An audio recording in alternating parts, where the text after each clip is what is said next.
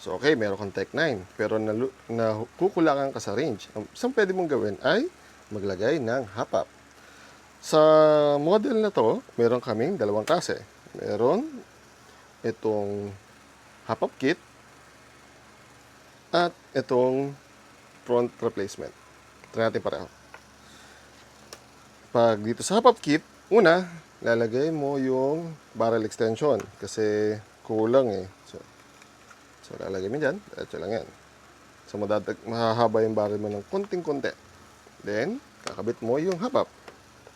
Lagay mo yan dyan ay hop-up, then tighten. Pag once na tighten mo na siya, basta na siyang gamitin. Pogi pa. Diba?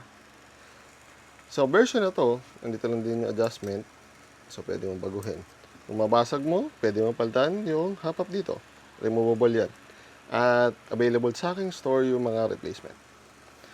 Ito naman po sa kabila na kung para gamitin to ay tanggalin nyo lang to. Miss ko yan. Natanggal ko na lang. Then, hilahin. Pag once na napalitan mo na yan, pwede mo pong gamitin to. May thread adapter. Then, tosok mo lang doon sa inner barrel. Sakto mo na yun dyan. Friction fit nga lang yan. Once na lagay mo yan, ibalik mo to.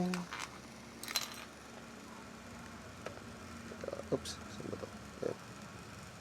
Then, balik yan, itornilyo. Then, meron ka ng thread. Meron ka ng thread, pwede kang gumamit ng hop-up.